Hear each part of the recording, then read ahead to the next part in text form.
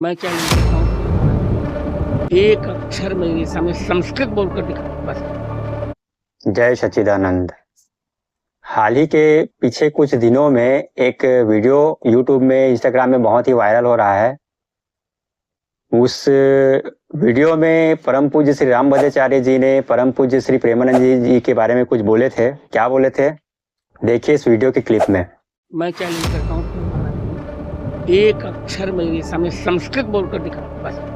तो जब आप और हम इस प्रकार के कुछ वीडियो देखते हैं, कोई साधु संत एक दूसरे के ऊपर पक्ष विपक्ष या कटाक्ष करते हैं, तो हम देखते हैं, कई लोग देख रहे हैं।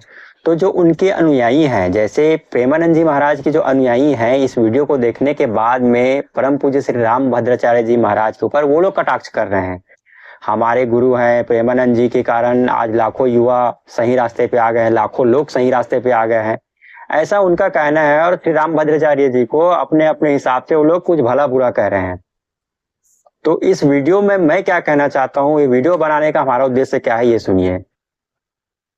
साधक जो है, जो साधना मार्ग में है, प्रेम मार्ग में है, भक्ति मार्ग में है, उनको क्या चाहिए? उनको चाहिए कि इस प्रकार की किसी भी साधु संतों में दोष दर्शन ना करें। क्या ना करे? दोष दर्शन ना करे। आज समाज में कोई आज ये साधु संत है, हो सकता है कल और कोई साधु संत एक दूसरे के ऊपर कुछ बोल दे, तो हमको किसी के ऊपर पक्ष विपक्ष नहीं रखना है, ये गलत है, ये सही है, ऐसा नहीं रखना है। क्यों?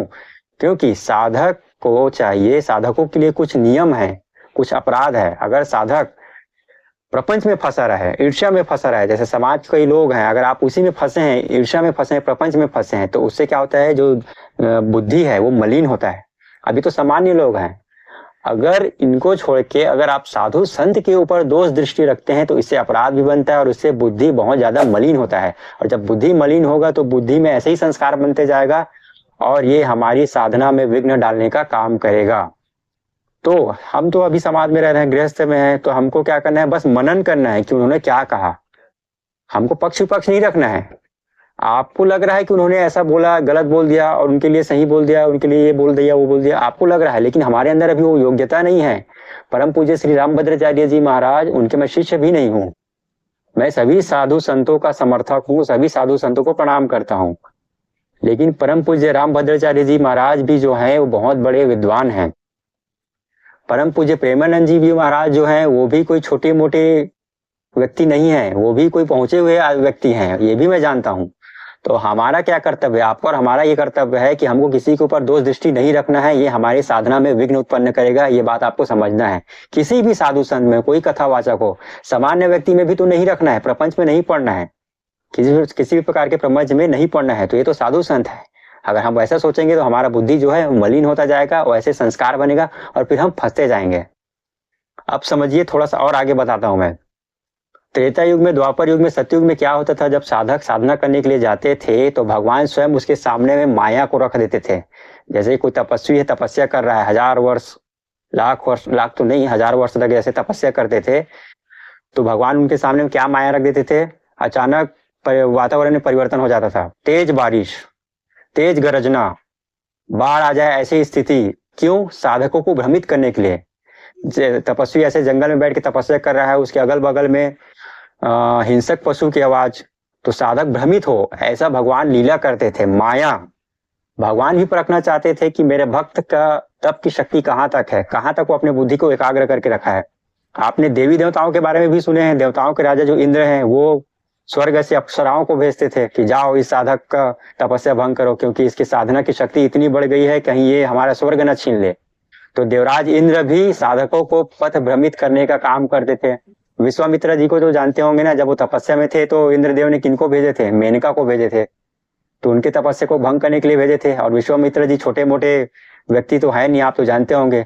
तो त्रेता युग में, द्वापर युग में, सतयुग में सब ये चलता था कि तपस्वी जो है, साधक जो है, उनको भ्रमित करने के लिए, उनके मार्ग से विचलित करने के लिए इस प्रकार की माया रची जाती थी। लेकिन आज ये कलयुग है, ये कलयुग का स्वभाव है, कलयुग का गुण है। इस प्रकार का क्रिया नहीं होगा कि देवता उतर के आएंगे, भगवान स्वयं माया रचेगा, ये नदी में बाढ़ आ गया, ये साधक बैठा है तो इसको विचलित किया जाए, इस प्रकार की घटना नहीं होगा। ये कलयुग है। ये जो इस प्रकार चल रहा है ना वीडियो, आज हम किसी साधु संत को देख रहे हैं लड़ते हुए, कोई साधु संत इसके ऊपर कटाक्ष कर रहा है, वो साधु संत इसके ऊपर कटाक्ष कर रहा है। यही माया है, कलयुग में यही सब होने वाला है। अब सोचिए, आप जब साधु संत को लड़ते हुए कटाक्ष करते हुए देखेंगे तो आप क्या करेंगे, एक दूसरे के ऊपर पक्ष विपक्ष रखेंगे, इन्होंने सही कहा, इन्होंने गलत कहा। अब इससे हमारा मन क्या होगा, विकार उत्पन्न होगा। विकार का अर्थ क्या है, जब आप पक्ष विपक्ष रखेंगे तो कहीं ना कहीं आप तटस्थ नहीं हो पा रहे हैं, फिर आप अपने साधना मार्ग से विचलित होंगे। तो जब आप इस प्रकार का देखेंगे, यही भी एक माया है, कलयुग का माया है। तो अभी साधकों को भ्रमित करने के लिए इस प्रकार का देखने को मिल रहा है। और मेरा व्यक्तिगत विचार है ये, मुझे लगता है कलयुग में इससे और बढ़कर, एक से बढ़कर एक हमको सीन देखने को मिलेगा। अभी तो ये हाल है कि कोई किसी के ऊपर बोल रहे हैं, कोई और किसी के ऊपर बोल रहे हैं, आप रास्ते से चल रहे हैं, कोई आपको टक्कर दे रहा है, आप सही रास्ते पे चल रहे हैं तो भी कोई आके, है ना, तो आप समाज में रह रहे हैं तो ये भी सब आपको देखने को मिल रहा होगा। और आपस में एक दूसरे से लड़ रहे हैं, घर परिवार में ही हो रहा है, आप मंत्र जाप करने बैठे हैं, आप ध्यान करने बैठे हैं, आपके अगल बगल में शोर शराबा हो रहा है, तो यही सब माया है। स्वर्ग से देवताओं के द्वारा या भगवान के द्वारा आपको विचलित नहीं किया जाएगा, ये कलयुग का प्रभाव है, कलयुग का गुण है। तो किसी भी साधु संत के ऊपर हमें दोष दृष्टि नहीं रखना है, हमें अपने साधना के बारे में सोचना है, अपने मार्ग में तटस्थ रहना है। चौरंगी नाथ के बारे में जानते हैं आप, उनका नाम सुने होंगे, ये मत्स्येंद्र नाथ जी के शिष्य थे। तो चौरंगी नाथ के हाथ पैर को काट कर उसको चौराहे पे छोड़ दिया गया। उनको किसने देखा, मत्स्येंद्र नाथ जी ने देखा, और देखने के बाद में उनको एक पहाड़ में ले गए, पत्थरों के गुफा में, और उनको मंत्र दीक्षा दिया गया। किनके द्वारा, मत्स्येंद्र नाथ के द्वारा। कान में बोला गया, इस मंत्र को जपो। उसका हाथ पैर कट गया था, शिला पे रख दिया गया, बैठा दिया गया, यहाँ बैठे रहो और निरंतर जपते रहो, रोज दिन रात जपते रहो, और यहाँ बैठे रहो। एक सेकंड भी चूकना नहीं चाहिए, मंत्र जपते रहो। अगर एक सेकंड भी चूके तो इतना बड़ा ये पत्थर दिख रहा है, पहाड़, जैसे ही तुम्हारा मंत्र रुका, ये पत्थर तुम्हारे सर में गिरेगा और तुम वहीं पर समाप्त हो जाओगे। तो ऐसा मंत्र दिया गया। तो वो जो चौरंगी नाथ थे, उनको ऐसी निष्ठा हुई और लगातार मंत्र को जपते रहे, कई वर्ष बीत गए। जब मंत्र फलित हुआ तो उनके हाथ पैर निकल गए, जिनका हाथ पैर कट गया था हाथ पैर निकल गए, मंत्र सिद्ध हो गया। अब कई वर्ष जब बीते तो मत्स्येंद्र नाथ वापस आए उस गुफा में कि चलो मेरा शिष्य यहाँ बैठा है, क्या हुआ, क्या स्थिति है उसका। देखे कि हाथ पैर पूरा निकल गया है तो उनको बहुत आश्चर्य हुआ। तब उनका नाम रखे चौरंगी नाथ। तो ये साधना है, उस समय ऐसा होता था, ऐसे साधकों को भ्रमित किया जाता था। अब ये कलयुग है, कलयुग में आपको नहीं पढ़ना है, आप अपने साधना मार्ग में लगे रहिए। किसी साधु संत के ऊपर टिप्पणी कमेंट नहीं करना है, बस तटस्थ रहिए, सुनते रहिए मौन होकर। आपको बहुत भ्रमित किया जाएगा। हो सकता है कोई उसको गाली दे, मतलब कोई संत उस संत को गाली दे रहे हैं, आज भी ऐसा चल रहा है। कोई बड़े बड़े पद में बैठे हैं, धर्माधिकारी हैं, धर्माचार्य हैं, वो तो ऐसा देखने को मिलेगा और भविष्य में इससे बढ़कर देखने को मिलेगा। ये मेरा व्यक्तिगत विचार है। चूंकि मैं ये जो वीडियो है साधना, अध्यात्म दर्शन और साधकों के लिए, इसी के लिए बनाता हूँ। अगर आपको ये वीडियो अच्छा लगा है तो बताइए कमेंट करके वीडियो कैसा लगा है।